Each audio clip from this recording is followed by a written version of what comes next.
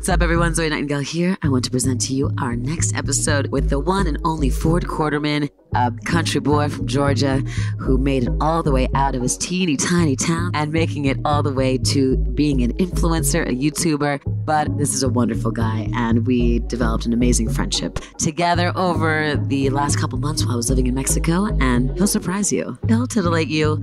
He will confuse you. He will annoy you. Introducing the one and only Ford Quarterman, or El Gringo Loco.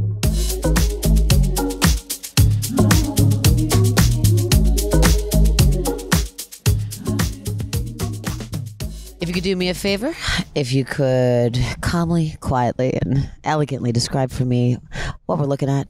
Thanks so much. All right. We're looking at the brilliant blue azure color of the Pacific Ocean down here in Puerto Escondido.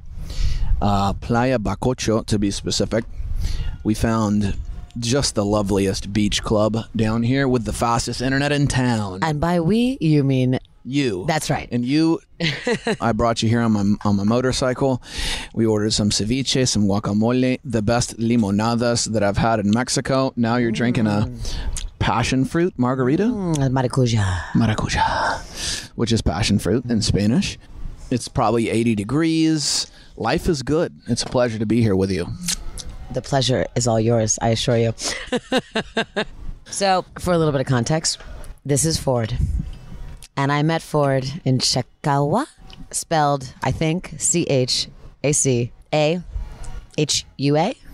Ding, ding, ding, ding, ding, Really? ding, ding, ding. I've asked him to join me on my audio program because Ford is very similar to me, but Ford is successful. And so I am here to learn all of the secrets of this man. Well, first off, I will say that when I met you and we kind of, exchange stories about what we do and like what our life is and what our job is, etc. What do you do? I'm a YouTuber, so Hot damn! Say it one more time for me.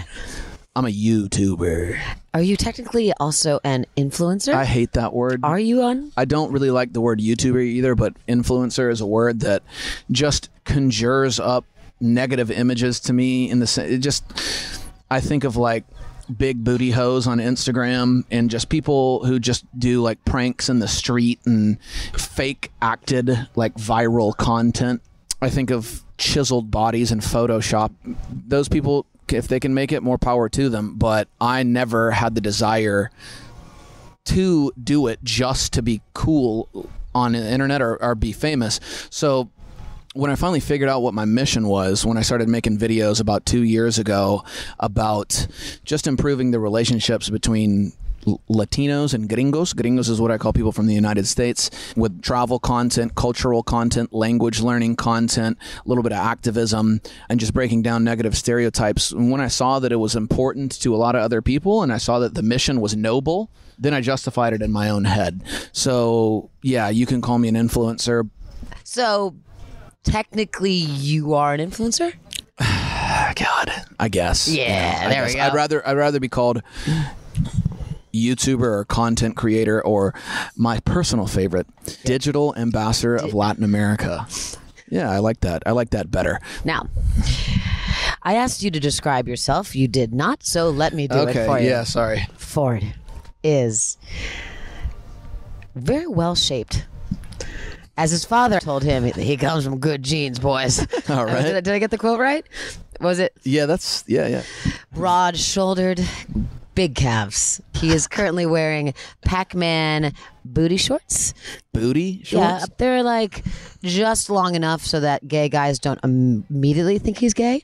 He's wearing a V-neck baby blue t-shirt. He's got like 5 days of scruff, but it's well manicured. The outside of his eyes are ghosty gray blue. He's got very curly eyelashes. He's got the kind of hair that even though we're in Mexico, he's somehow found the Brooklyn barber to do this, the fade right. He walks with an air of confidence, like a man who's got a bank account he doesn't deserve. He is really good at taking direct sink my battleship hits of verbal abuse, because I have been dropping bombs. Let me tell you, making fun of you is like making fun of a dead fish in a tiny pot with an AK-47. And I have enjoyed making fun of you so very much. Well, yeah, you're welcome. And thank you for that nice description there. That's why you should do videos, so you don't have to describe all this shit. You're going to see it. No, I appreciate it. Flattering up until the last part. And the last part is actually what I want to focus on, because this is something I've realized that I've never really said. I'm consistently having bombs dropped on my ass everywhere I go. I consistently am made fun of. I'm consistently like the butt of jokes from my family to friends that have known me my whole life to people who meet me within 5-10 minutes. I don't know what it is about who I am and my personality, but it's like I attract like people ripping on me. It took you all of about 5 seconds. We immediately started ripping on each other. Immediately. I'm not even lying. I was on the beach and she was up on the second story balcony, and we were shouting, we were ripping on each other from far away within like 5 seconds. No, I see a lot of me in you, which has actually been interesting to get to know you better, because we have a similar want to connect with people. Why don't you tell me just a little bit about how you grew up? Tell me about your family. Start from the beginning. I'm from a small town in rural Georgia. A small town, probably 8,000 to 10,000 people. I was a big fish in a small pond, and I got out, and I quickly realized that there were bigger fish. Once I got out into the bigger pond, or the ocean, or if you want to call it that, I was you dumbass. I'm listening. Yo, is this Deliverance? Yo, real story, true story, no exaggeration. Deliverance was filmed 15 minutes from where I grew up. 15 minutes away. There we go. Down. Yo, you in the mood. Paddle faster. I hear banjo music. Paddle faster. I'm gonna make it squeal like a pig, boy. You got a pretty mouth, boy. Real talk, 15 minutes from where I grew up. And I used to go there all the time. I went to summer camp, all boys Christian summer camp, literally right down the road from where they filmed Deliverance. That makes so much sense. Doesn't? Everything about you, everything, I get it all. Done. It's actually quite unbelievable where I'm from and where I am now. And not ripping on where I'm from. There's many great things about where I'm from too. Having your hands tied around a tree. I'll stop there. Yeah. Ooh, this is the good part. Paddle faster. I hear banjo music. Paddle faster.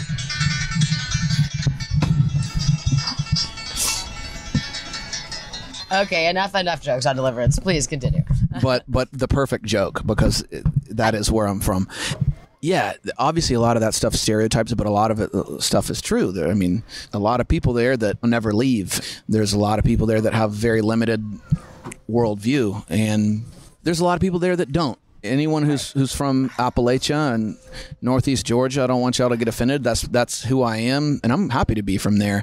But what I mean is that it's unbelievable how separated it is from the world that I'm in now, because I just went out, started traveling, fell in love with the Spanish language, decided to learn it fluently. You're going way too fast. Okay, I'm going way too fast. Backwards, all right. So yeah, I was scared of Jesus.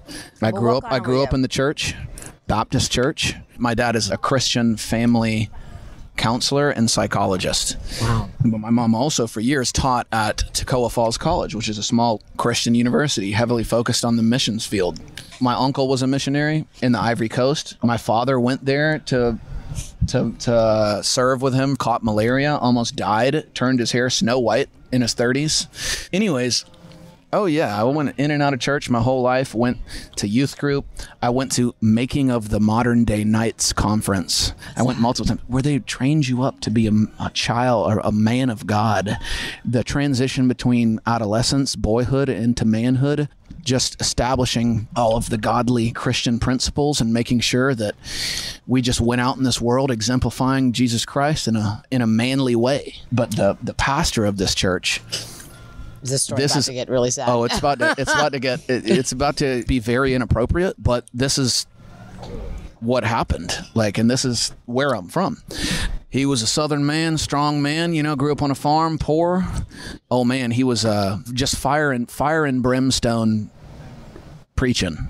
Just like, now, if you were to leave this service, if you were to pull out on the road and just get run over by a tractor trailer and just blow up and just burn alive on the side of the road and just your skin just bubbling and and you just got die right there. He's like, would you meet the Lord, or would you keep burning in the pits of hell forever? Are you to take the four-wheelers with the boys and you to flip it and break your damn neck?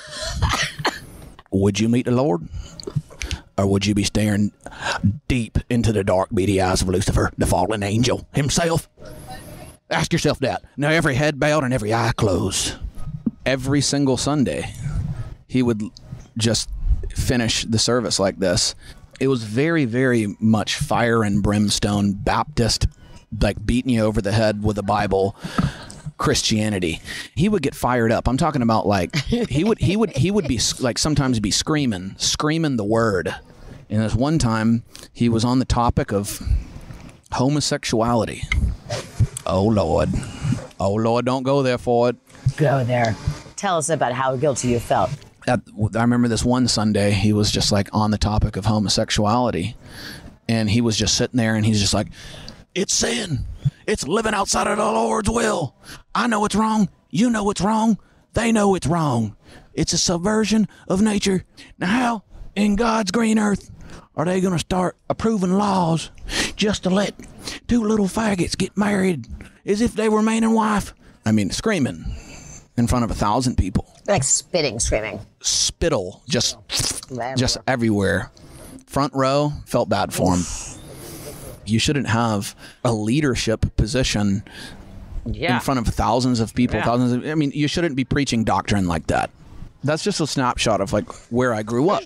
There was hardly any Latinos or Asians, just straight black and white. I don't want to shit on where I'm from. I do want to honestly reflect on where I'm from to give a background of who I am, the good, the bad, and the ugly. And there's a lot of good. Did you grow up poor? No, we didn't grow up poor. We grew up, I would say, low middle class, though. We grew up without... Define for me what low middle class is. We used to eat a lot of beanie weenies, hot dogs, and lentils. Sounds good, kind of. It is good. We were never, like, poor. We never lived in poverty. We used to buy a lot of clothes at the Salvation Army. I remember I used to get made fun of at school because we would always get shoes from there, and I remember people would be like, damn, Ford got them Riddle shoes on. Where the hell you get them from, bruh?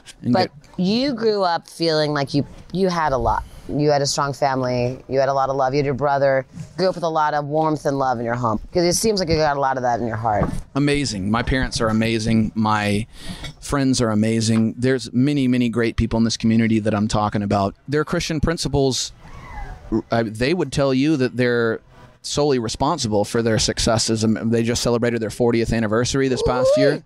My parents, they have a very successful marriage.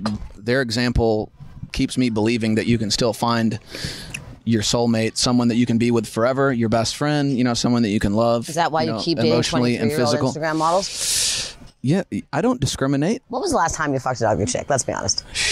God. I'll wait. Even though I'm a 34-year-old man, I still get uncomfortable talking about this stuff publicly, and that's completely because of what I'm telling you, who I am, where I'm from, and my upbringing. It's one of the reasons why I started making content in Spanish. All my family, they can't really hear what I'm saying, so I can maybe throw a little extra curse word in there, maybe be a little more inappropriate. God can still hear you, because God speaks Spanish. Doesn't he, though? He sure does. He's always listening. If she's got the X factor, man, that's what's more important than looks. I like being single, but I will say that I desire for a meaningful relationship. I'm just not going to settle. I'm pretty picky. I bet. So tell me how you got out. I don't know. Tell me how you got from suey to wooey. Yeah. You are so damn witty, it blows my mind. Man. Did you always know that you'd make it out of your town? Yeah, no, it was a big goal of mine. I think because I'm from such a small place, I was always enamored with big cities. I used to dream about what New York City was like. I used to get on skyscraper.com and look and study the skylines of cities. I loved cities. I used to get books with pictures of them. I used to be obsessed. Have books with pictures in Georgia? Shut the hell up. as long as they didn't have magic or blasphemy in them. So I always knew I was going to get out. My mom was a hell of a traveler, and I got that from her. We used to go and travel, a lot of domestic travels growing up. My parents, even though we didn't have a lot of money, they would always save up, and we'd go on cool trips. I always knew I was going to get out. I saved up a bunch of money, and I went traveling. And I went to Southeast Asia with my brother, and that was when I decided to go back, get my teaching English as a second language certification, and go to Latin America and learn Spanish, because I also was always enamored with Spanish. I found it very fascinating that two people could speak in a different language. You know, I guess it was the first language I encountered that wasn't English. And that's what I did. And long story short, I went back and got my certification, went to Latin America. Really was actually pretty lonely there for the first couple months, because just like you, we love communicating and expressing ourselves, and we're very extroverted social people. And when you take that away, it's tough. But I chipped away at it. I kept at it. And yeah, and I fell in love with Spanish in Latin America, and I've been traveling pretty much on and off in Latin America for about 7 or 8 years now. So when was it that you realized that you should start filming it? Ooh. About 2 years ago. I backpacked around for a couple years. Kind of took pictures. I didn't really record it. I tried to do a little travel blog for a while, and I realized that I wasn't too much of a writer. And then I met some people on the way, and they're like, man, you should be a YouTuber. You can speak fluent Spanish. You should do it. And I was like, I don't know, you know. And I had a job lined up back in Mexico already. So I flew back. Mexico is my favorite country. Did it for a couple months and decided to roll the dice and try to be a YouTuber, and it worked.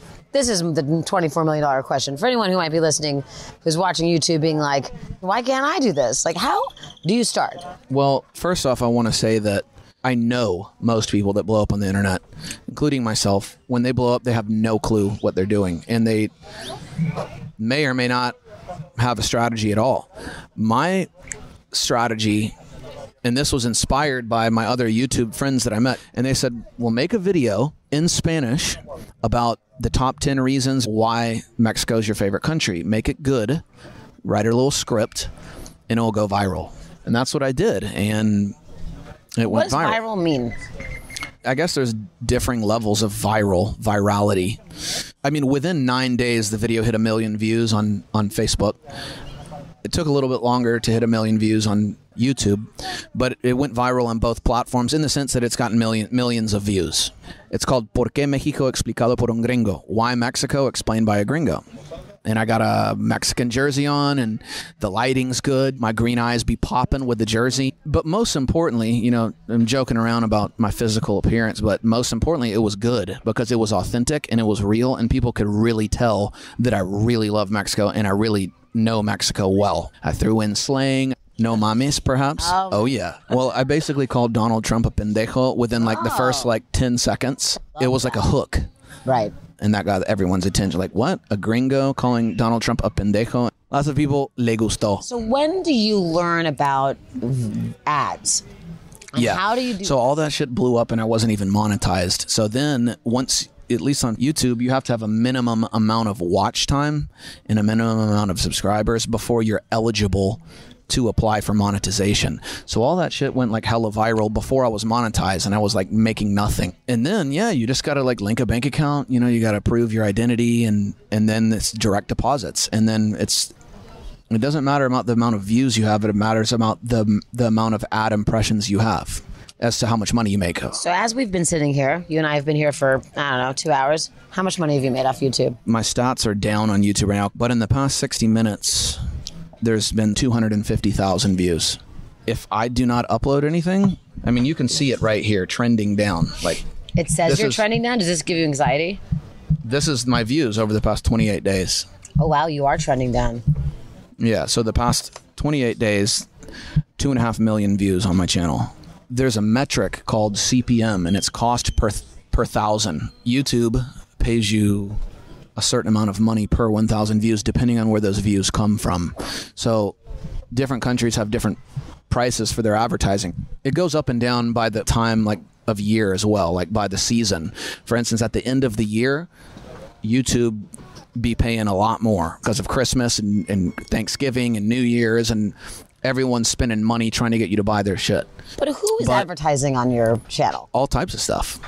There's a setting. You can choose if you're cool with all ads, or you can choose I'm not cool with these like type of ad, like these categories. I don't care. Give me more money. But that inevitably means that in one of my videos where I'm like calling out Donald Trump's bullshit, like I have a video where I go around and I just interview a bunch of Latino immigrants, and it's in a response to Trump's off-color comments about Mexico sending rapists. So I have a video about that showing that he's a fool, and people have said, funny because there was a Donald Trump ad on your video. Nice. There's all types of ads. I make a lot of like bilingual content, so there's a lot of like language learning ads. If I were to make like tech content, like tech review stuff, there'd be a lot of tech ads, and that apparently pays really well. Certain things pay better depending on what type of ad it is and depending on which country that ad is shown in. For example, for every 1,000 views, if those views come from the United States, it's about 5 times more money than for every 1,000 views in Mexico. I'm very fortunate because my market is principally the Mexican market, which is one of the highest paying markets in Latin America, but also there's hella Mexicans that live in the United States. Roughly 40% of my watch time comes from the United States. So I get that first world advertising dollar from that. It's possible that you're going to make more dickhead Americans come to Mexico and ruin our good time. Well, I would like to think that the type of Americans, gringos, that are inspired to come to Mexico by my videos, they're inspired to really immerse themselves in the culture and really have an interest and try to learn Spanish, and they fall in love with Mexican people and Mexican culture through my videos. I have fear. I have fear that Americans are going to ruin Mexico. Every time I see our species, I get so upset. I want the Americans to stay in America. More gotta come here because more have to fall in love with Mexico for the future of humanity and this continent in our two countries. It has to happen. More people have to really come to appreciate this place. But yeah, it seems like most people really don't for what it really is. They just come to like cut loose and like get drunk and do drugs and not speak any Spanish. We really suck as a nationality when it comes to being respectful of other people's cultures. And those type of Americans, y'all stay home. No. Tell me how Americans can be better tourists in Mexico. Mexicans are also Americans. Gringos, when you come down to Mexico, venture off the beaten path, or at least get off of the resort. If you're going to really appreciate a place and fall in love with it and come to experience it, you have to go to a place that's actually authentic. And when you don't, you're scared to because you think it's dangerous, which ultimately means that you're scared of Mexicans. I've never been robbed in Mexico. I've been robbed in the United States 4 times. 4 times. And I've never been robbed here. Mexicans are some of the most hospitable, kind, humble people, hardworking people. Learn a little bit of Spanish if you can. That'll go a long way. People will really, really appreciate it. And just be open-minded because this is a different country and a different culture and things are done differently. Just be ready to fall in love with this place down here if you really do, because it will happen. El mayor riesgo de venir a México es el riesgo de no querer irse. The main risk of coming to Mexico is the risk of never wanting to leave. On-tourist violence is like nothing. You're not going to get in trouble or murdered or kidnapped or your head cut off or raped. You might fuck some sexy Mexicans, let me tell you what. You're not going to get in trouble unless you're looking for it. And last but not least, how awesome is it to have finally figured out how to be a travel blogger? It's definitely nice, but it's the coolest because there's a real mission behind it. And that's the coolest part, is because that's what I stand for. That's what my content strives to depict. Above all the fame and drugs and hoes, I still get back to what's most important. I like to thank my mama. And that's a wrap. Honestly, Gringo Loco, I just want to thank you from the bottom of mi corazón for giving me your heart, your soul, your mind, your spirit, and sharing with me a little bit about where you're from, where you're going, and your life's mission. It's been a pleasure having you on my audio program, sir. It's been a pleasure being here with you, recording in paradise.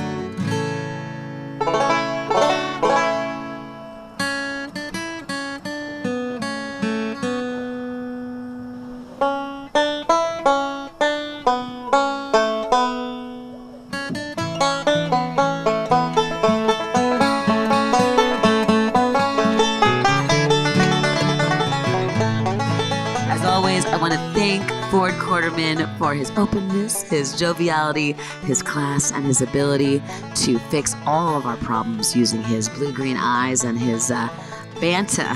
He's a very handy person to have at your side in Mexico, let me tell you, to get you in and out of trouble. Anyway, I have a really exciting announcement, guys. The reason that I have been so MIA from the podcasting world is that I have been shooting and editing my very own DIY TV series. It's called Oral Fixation.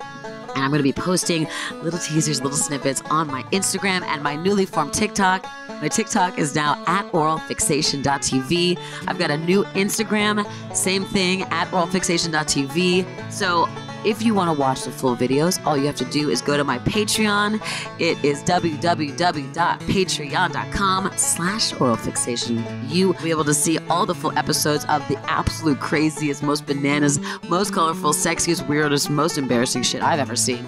I've been living here in South Beach, Miami, and let me tell you, this place is a COVID-denying, raging, fucking spring break forever party zone vacation nightmare.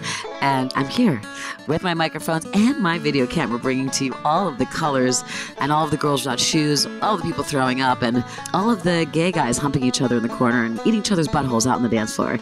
That is something that I saw 2 days ago. Anyway, wherever you are in the world, I hope that you are ready for spring. It's going to be the summer of sex, everybody. Get waxed, get vaxxed. I'm sending you all the love that I have, everybody. It's time to fucking rage.